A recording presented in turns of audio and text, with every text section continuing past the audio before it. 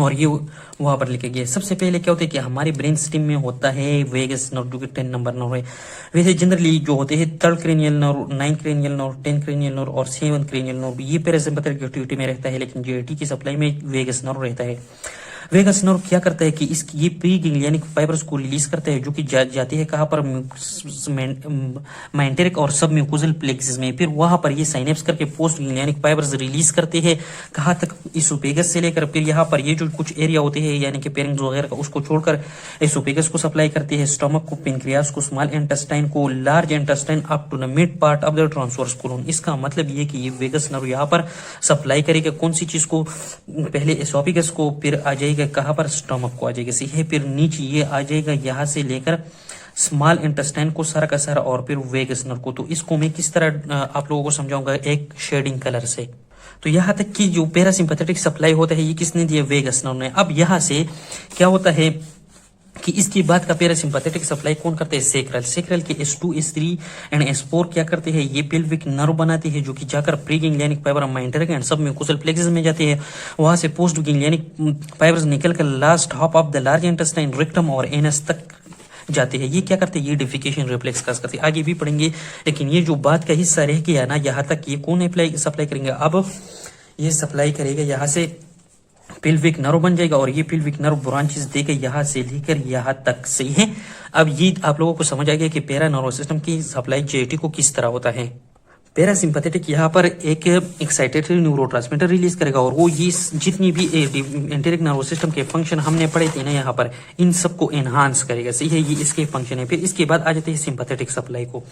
तो sympathetic supply जो होता है वो यहाँ पर क्या होता है, 3 तरह के गैंग्लियन होते हैं, जिस तरह वहां पर हमने रखे, एक सुपीरियर मेसेंटेरिक होते हैं, एक इंफीरियर मेसेंटेरिक होते हैं, एक क्या होता है सीलिक गैंग्लियन। ये सब के सब यहाँ पर सिंपैथेटिक ट्रंक भी होते हैं। मैं इस तरह ड्रा करूंगा, लेकिन इसमें साइनेप्स नहीं करते, आकर इसके अंदर साइनेप्स कर देते हैं, सही है। ये सब के सब फिर इनसे क्या होते हैं, पोस्ट गैंग्लियनिक फाइबर्स निकल कर जाएंगे हमारे नर्वस सिस्टम तक। लेकिन ये इसके लिए सिंपली क्या है कि ये इस तरह एक नर्व बन गया, लेट से फॉर जनरल ये सारे के सारे जितनी भी जीआईटी है ना उसको इक्वली सप्लाई करते हैं। इसमें ये नहीं है कि एक जगह एक सप्लाई करती है दूसरी जगह, तो ये सारे के सारे जीआईटी को सप्लाई करते हैं। लेकिन जो सिंपैथेटिक नर्वस सिस्टम की post ganglionic fibres all GIT को सप्लाई करते हैं, ये रिलीज करते हैं एक नॉरएपिनेफ्रिन को। यहाँ पर हमने नॉरएपिनेफ्रिन पढ़ा, लेकिन एपिनेफ्रिन भी रिलीज करते हैं। और ये जाकर क्या करते हैं, इनहिबिट जीआईटी एक्टिविटी, मतलब पैरासिम्पैथेटिक के अपोजिट सप्लाई करते हैं। क्या, inhibit smooth muscle except mucosal और inhibit enteric nervous system activity, सही है। अब प्रीवर्टिब्रल गैंग्लियन में ये 3 गैंग्लियन है, सुपीरियर मेसेंटेरिक, इंफीरियर मेसेंटेरिक और सीलियक गैंग्लियन।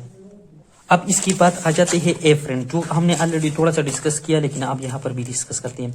अब क्या होता है कि हमारी जेआईटी की जो एफ्रेन फाइबर होते हैं, इससे सेंसेशन जाते हैं। किस किस्म की सेंसेशन, अगर हमारी जेआईटी में कोई इरिटेशन हो या एक्सेसिव डिस्टिंक्शन हो जाए हमारी जीआईटी की किसी पार्ट की, या केमिकल सब्सटेंस जो कि इरिटेबल हो, टॉक्सिक सब्सटेंस हो, या हो जाएगा किन किन रीजन को, हो जाएगा हमारे एंटेरिक नर्वस सिस्टम को आ जाएगा। मतलब ये है कि ये डायग्राम जो है ना यहाँ पर मैं ड्रा करता हूँ कि ये नीचे हमारे क्या है, ये जीआईटी है, या तो ये इससे आकर इस जगह से इस जीआईटी से जाएगा ऊपर कहाँ तक, इस मेसेंटेरिक और सबम्यूकोजल प्लेक्सिस को, सही है। और इससे ही वापस इसकी इंफॉर्मेशन आएगी, ये अगली रिफ्लेक्सिस में पढ़ेंगे।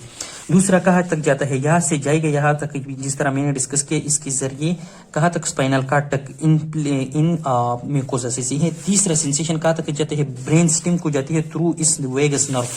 वेगस नर्व जो होते हैं इसमें 80% एफरेंट फाइबर्स होती है और 20% इफरेंट फाइबर्स होती है, सही है। ये वेगस नर्व वेगल रिफ्लेक्स काज करता है, और बाकी ये जो 3 होते हैं ना, ये तीनों की तीनों क्या करेगा, या तो जीआईटी की एक्साइटेशन करेगा या जीआईटी की इनहिबिशन करेगा। ये डिपेंड करता है कि कंडीशन में कौन सा कंडीशन रिक्वायर्ड होता है बॉडी को, उसके जरिए से है। फिर इसके बाद आ जाती है जीआईटी रिफ्लेक्सेस। तो जीआईटी की 3 तरह की रिफ्लेक्सेस होते हैं, एक इंटेरिक रिफ्लेक्सेस है, एक प्रीवर्टिब्रल है, और एक spinal cord into the brain stem है। जो एंटेरिक रिफ्लेक्सेस होते हैं इसमें क्या होता है कि जो इसके फाइबर्स एराइज होते हैं एफरेन, वो इस जीआईटी से इस एंटेरिक प्लेक्सिस तक आती है एफरेन फाइबर्स, और इफरेन फाइबर इससे निकल कर जाते हैं इन जीआईटी की एक्टिविटी को परफॉर्म करेगा। मतलब इफरेन एंड एफरेन यहाँ से निकले, ये क्या करते हैं, जीआईटी की सिक्रीशन में इन्वॉल्व होती है, पेरिस्टालिसिस में इन्वॉल्व होते हैं। मिक्सिंग कंट्रैक्शन का बात ये है ना कि यहाँ पर जब फूड जाता है तो ये जगह कंट्रैक्ट होता है और ये जगह रिलैक्स होता है। तो इस तरह कंट्रैक्शन रिलैक्सेशन के जरिए आगे फूड पुश करता है, तो इसको मिक्सिंग कंट्रैक्शन का नाम दिया गया है, सही है। फिर इसके बाद आती है इनहिबिट इनहिबिटरी इफेक्ट, कुछ इनहिबिट जिस तरह स्पिंक्टर मसल्स में था, सही है, वहां पर ये क्या करता था, वेजो एक्टिव पॉलीपेप्टाइड रिलीज करता था, वेजो एक्टिव इंटेस्टाइनल पॉलीपेप्टाइड, सही है। अब प्रीवर्टिब्रल में क्या होता है कि ये जो प्लेक्सेस होते हैं ना, यहाँ से निकल कर जो इंफॉर्मेशन होती है वो जाती है इन प्रीवर्टिब्रल प्लेक्सेस को, सुपीरियर एंड इंफीरियर माइंटरिक और प्रीवर्टिब्रल गैंग्लियन में, और यहाँ से ही इफ्रेंट फाइबर्स जाते हैं, वो क्या करते हैं, गेस्ट्रोकोलिक रिफ्लेक्स काज करते हैं। तो गेस्ट्रोकोलिक रिफ्लेक्स किस तरह होता है कि जब इसमें फूड आ जाती है स्टमक में, तो स्टमक आगे सिग्नल दे देता है कि मुझ में क्या है, मुझ में मेरे साथ और जगह नहीं है, मतलब मैंने एक टेम्पररी स्टोरेज कर देता है, आगे कहते हैं कि अपनी जगह खाली करो, मुझे सब्सटेंसेस को आगे मूव करना है, सही है। तो इसको भी क्या कहते हैं, गेस्ट्रोकोलिक रिफ्लेक्स। एक आ जाता है एंटीरो गैस्ट्रिक रिफ्लेक्स। अब ये जो एंटीरिक रिफ्लेक्स है, इसमें क्या होता है ना, यहाँ पर पहले रिफ्लेक्स में स्टमक ने कोलोन को एक सिग्नल दे दिया, अब कोलोन क्या करते हैं, स्मॉल इंटेस्टाइन और स्टमक को सिग्नल दे देता है कि अपना सिक्रेशन और मोटिलिटी को स्टॉप करो, मुझे अपना काम पहले करने दो, जो कि मेरे अंदर जो फूड है या वेस्ट मटेरियल है उससे एब्जॉर्प्शन हो या सिक्रेशन हो। फिर आगे आ जाते हैं कोलोनो नॉन येल्ड रिफ्लेक्स। इसमें क्या होता है कि ये जो कोलोन होता है ये सिग्नल दे देता है इलियम को, सही है, कि आपने और सब्सटेंसेस को प्रोमोट ना करे काइंडली, है मुझे और के काम करने दो, सही है। तो इसको इसलिए क्या कहते हैं, कोलोनो इलियल रिफ्लेक्स। इसके बाद आ जाते हैं spinal cord and brain stem reflex. इससे जो एफरेंट फाइबर्स जाएगा वो स्पाइनल कॉर्ड तक जाएगा या ब्रेन स्टेम तक आएगा, और इफरेंट फाइबर्स यहाँ से आकर ऑर्डर देगा, सही है। इसमें क्या होते हैं, कौन से फंक्शन होते हैं, एक गैस्ट्रिक मोटर एक्टिविटी होती है या सिक्रेटरी एक्टिविटी होती है। लेकिन ये इंफॉर्मेशन जो होती है कहाँ से जाती है, ये मेनली स्टमक और ड्यूडेनम से जाती है, सही है।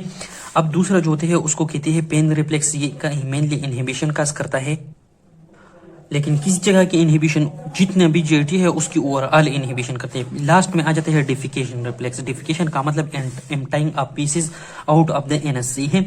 तो इस रिफ्लेक्स में क्या होता है कि यहाँ से सेंसेशन रिक्टल और कोलोन से जाते हैं कहाँ पर, हमारे स्पाइनल कार्ड और ब्रेन स्टेम को, और वहां से फिर ऑर्डर आता है जो कि हमारे कोलोन को, रिक्टम को और जो एब्डोमिनल मसल होते हैं उसको स्ट्रांगली कंट्रैक्ट कर देते हैं, और इस तरह डिफिकेशन हो जाती है। अल्लाह हाफिज।